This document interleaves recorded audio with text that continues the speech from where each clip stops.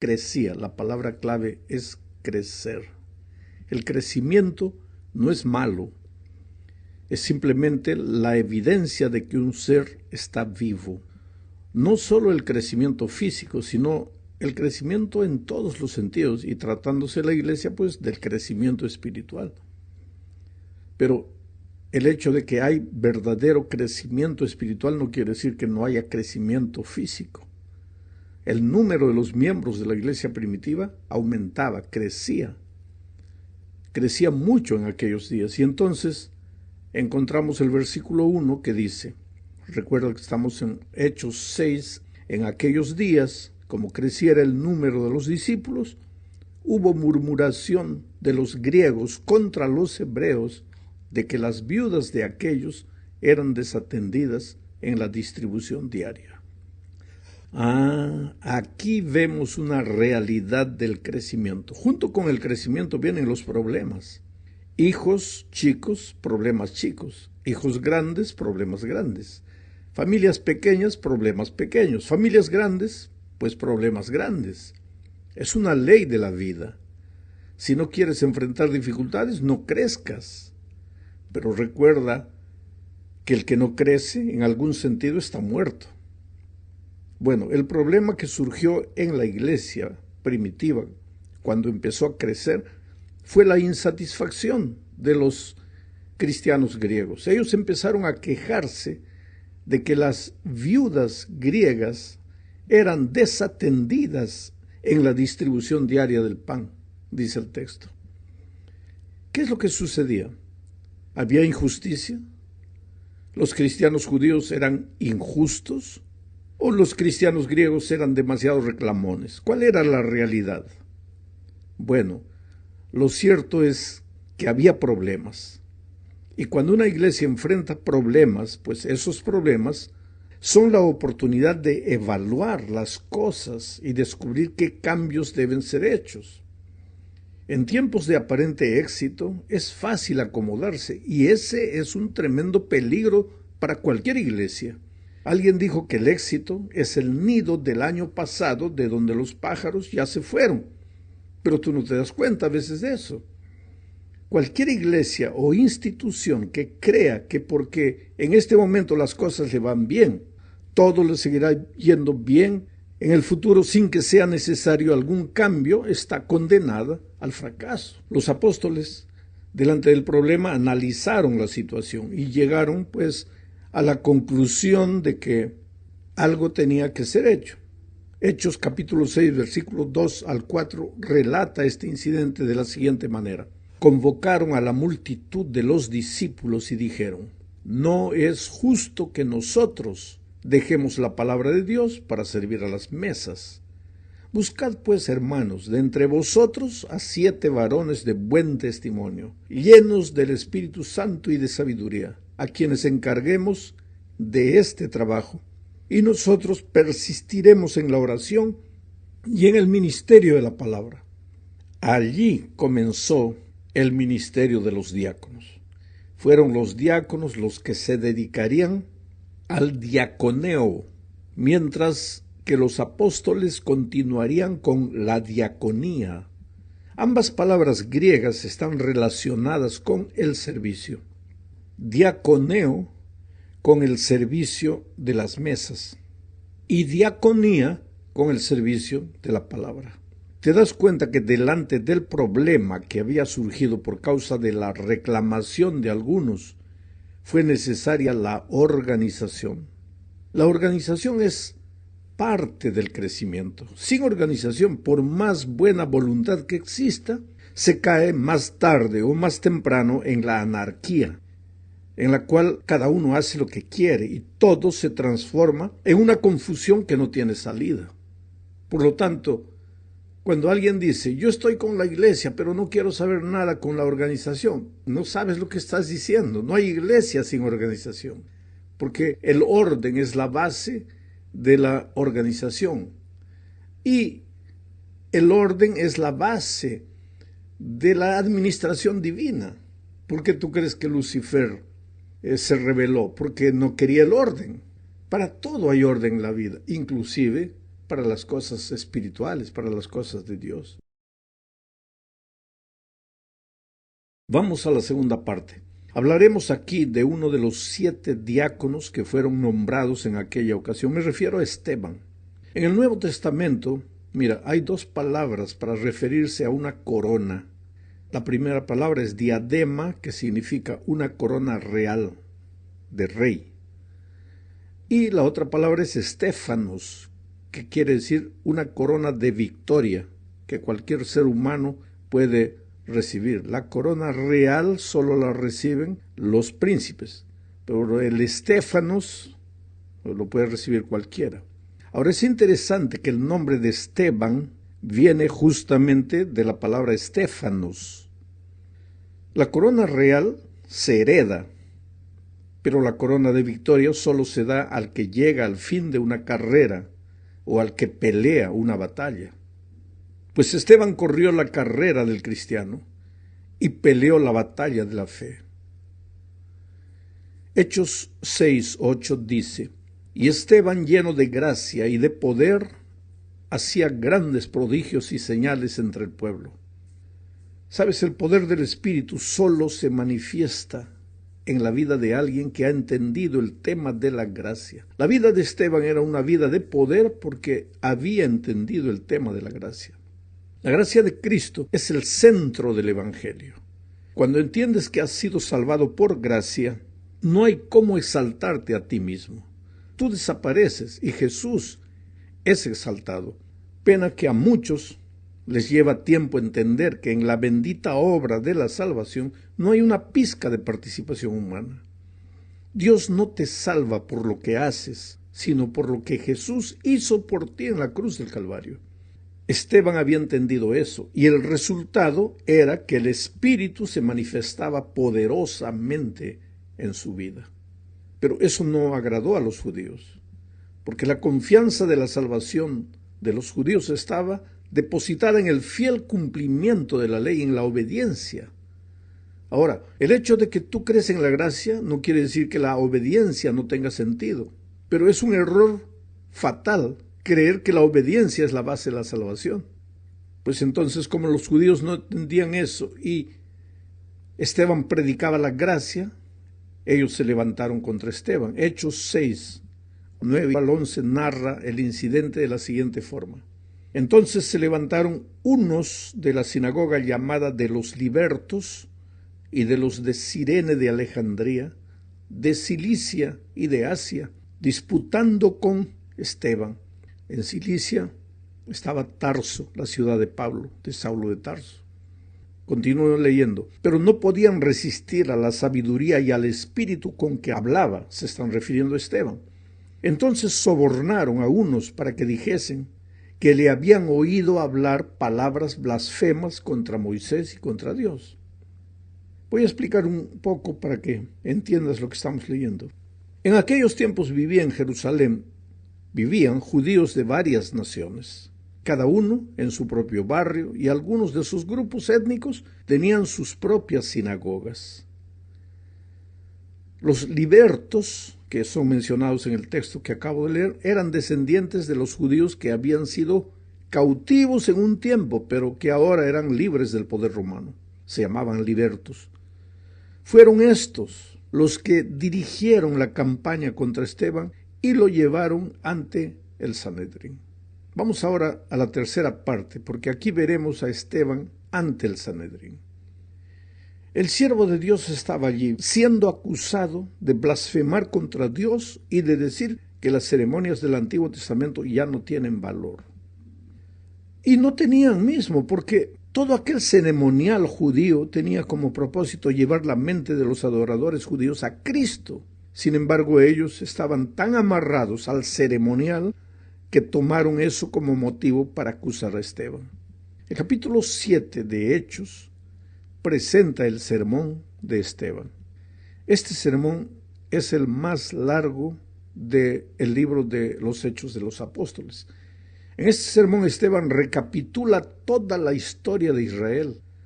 Menciona las contribuciones hechas por grandes personajes judíos destacados como Abraham, Moisés, David, Salomón. Solo que este sermón es más que un relato de hechos conocidos. También es una refutación a las acusaciones que se levantaban contra él. Y también es una revelación de los pecados de Israel. Esteban usó las propias escrituras de los judíos para probar que la nación y sus líderes eran culpables de pecados peores de los que ellos estaban imputándole a él, a Esteban. ¿Qué pecados eran esos? Primero, los judíos interpretaron incorrectamente las propias raíces espirituales. Hechos 7, 1 al 8 dice esto. No voy a leer todo el texto. Este sermón de Esteban empieza con el Dios de la gloria en el versículo 1 y termina con Esteban viendo la gloria de Dios en el versículo 55. Esa gloria, Dios quería que hubiera sido reflejada en su pueblo, en el pueblo de Israel, en el pueblo judío, pero cuando Jesús vino, pues ellos lo rechazaron porque estaban amarrados a su ceremonial y no vieron a Jesucristo. Uno de los peligros de estar tan amarrados a la tradición, que no tiene base en la Escritura, sino en la costumbre, en la cultura, uno de los peligros de eso es que tú no veas a Jesucristo con claridad. Bueno, el segundo pecado que Esteban menciona de los judíos es que ellos rechazaron a los libertadores que el Señor les envió. Eso está en los versículos 9 al 36. En tercer lugar, ellos desobedecieron la ley. Versículos 37 al 46. Los acusadores de Esteban argumentaban que él estaba contra la ley y sin embargo a lo largo de su historia el pueblo de Israel había sido el verdadero pueblo desobediente. El cuarto pecado que Esteban menciona de los judíos es que ellos despreciaron su templo. Eso está en los versículos 44 al 50. Mira cómo son las cosas. Ellos lo acusaban a él, a Esteban, de querer destruir el templo y sin embargo ellos habían pervertido el verdadero ceremonial del templo. Quinto pecado. Ellos resistieron obstinadamente a su propio Dios y a la verdad. Eso está entre los versículos 51 y 52. Este es el punto culminante del sermón de Esteban. Voy a leer. Duros de cerviz, versículos 51 y 52. Duros de cerviz e incircuncisos de corazón y de oídos, vosotros resististeis siempre al Espíritu Santo, como vuestros padres, así también vosotros. ¿A cuál de los profetas no persiguieron vuestros padres? Y mataron a los que anunciaron de antemano la venida del justo, de quien vosotros ahora habéis sido entregadores y matadores. Tremenda bravura de Esteban. Estaba lleno del Espíritu. Los enfrentó. Ellos lo acusaban a él de ser transgresor de la ley, de querer atacar la tradición del pueblo, de pervertir el templo. Y sin embargo, ellos, los propios judíos, eran los primeros que habían hecho eso. Y Esteban les dice, ustedes lo hicieron. Y cuando vino el Mesías, ustedes lo mataron. Ustedes han sido sus entregadores y matadores. Qué expresiones terribles. Vamos a la cuarta parte de este estudio. Al terminar su sermón, y eso está en Hechos 7, del 54 al 57, voy a leer el texto. Dice, oyendo estas cosas, se enfurecían en sus corazones y crujían los dientes contra él. Pero Esteban, lleno del Espíritu Santo, puestos los ojos en el cielo, vio la gloria de Dios y a Jesús que estaba a la diestra de Dios. Y dijo, he aquí veo los cielos abiertos y al Hijo del Hombre que está a la diestra de Dios. Entonces ellos, dando grandes voces, se taparon los oídos y arremetieron a una contra él. Sabes, la escena que Esteban vio nos transporta al cielo, al momento del juicio. Él estaba siendo juzgado por los hombres en la tierra, pero sin saber ellos serían juzgados un día por Dios en los cielos. Percibe que Esteban era un predicador cristocéntrico. Su mensaje todo fue centrado en el rechazo del pueblo a su único Salvador Cristo. Pero su último mensaje es el tema del santuario y del juicio investigador. El texto dice, pero Esteban, lleno del Espíritu Santo, puestos los ojos en el cielo, vio la gloria de Dios y a Jesús que estaba a la diestra de Dios, y dijo: he aquí veo los cielos abiertos y al Hijo del Hombre que está a la diestra de Dios. Ahora yo te pregunto, ¿tiene para ti esta escena algún parecido con esta otra escena narrada simbólicamente por Daniel 7, 9 y 10? Voy a leer. Estuve mirando hasta que fueron puestos tronos y se sentó un anciano de días, cuyo vestido era blanco como la nieve y el pelo de su cabeza como lana limpia. Su trono llama de fuego y las ruedas del mismo fuego ardiente. Un río de fuego procedía y salía de él. Millares de millares le servían y millones de millones asistían delante de él. El juez se sentó y los libros fueron abiertos. ¿Qué parecido tiene esto que Daniel escribió con lo que Esteban mencionó en su último sermón antes de morir? Naturalmente, el juicio investigador comenzaría solo en 1844, mientras que la oportunidad para el pueblo de Israel estaba terminando en ese momento. Por eso el mensaje de Esteban no tiene un llamado al arrepentimiento. En su sermón, si tú analizas el sermón, no hay llamado al arrepentimiento, porque como nación ya no tenían más oportunidad. Ellos ya no anunciarían más la salvación del mundo como se la había prometido Dios a Abraham.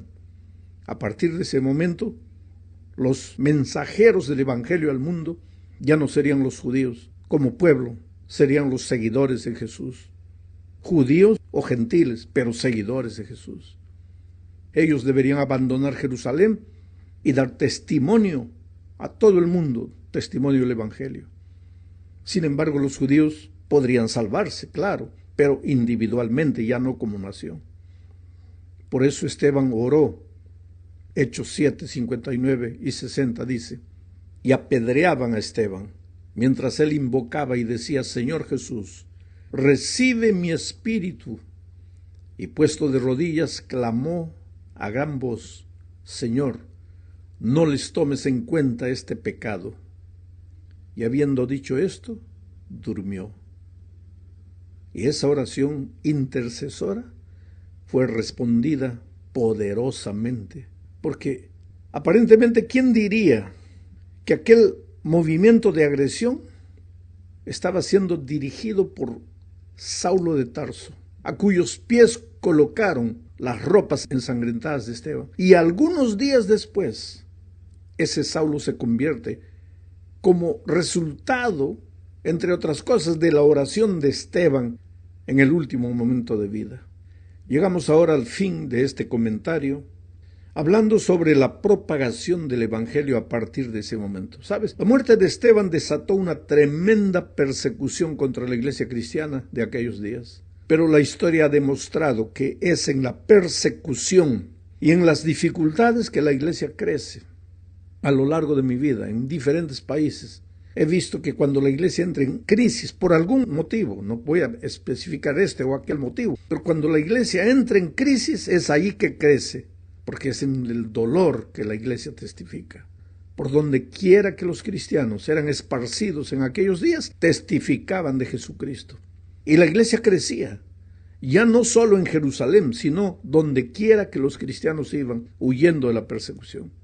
Hechos 8, 1 y 3 dicen: y Saulo consentía en su muerte, en la muerte de Esteban. En aquel día hubo una gran persecución contra la iglesia que estaba en Jerusalén, y todos fueron esparcidos por las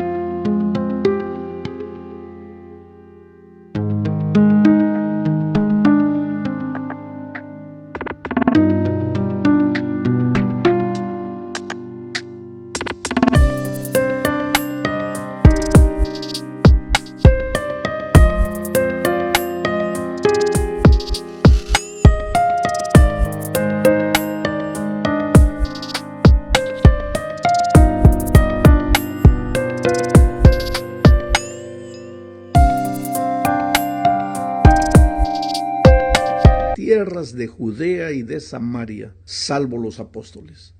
Y Saulo asolaba la iglesia, y entrando casa por casa, arrastraba a hombres y a mujeres, y los entregaba en la cárcel. Saulo entraba casa por casa. ¿Por qué?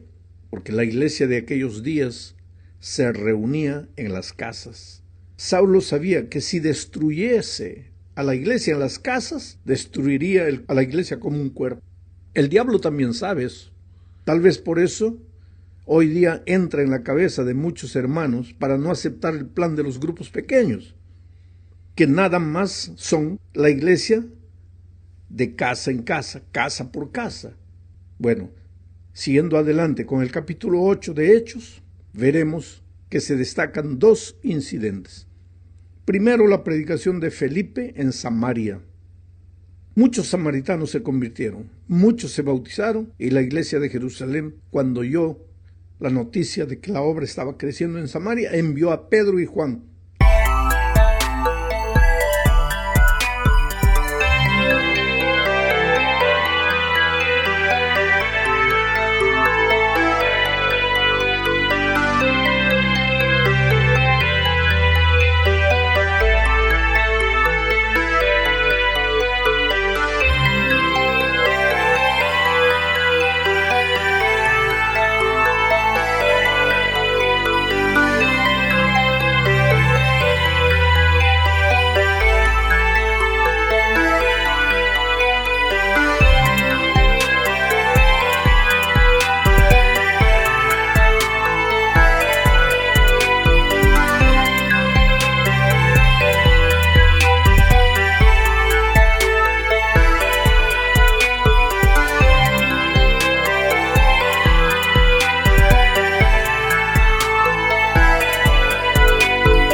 Ayudar a Felipe en ese trabajo de evangelización.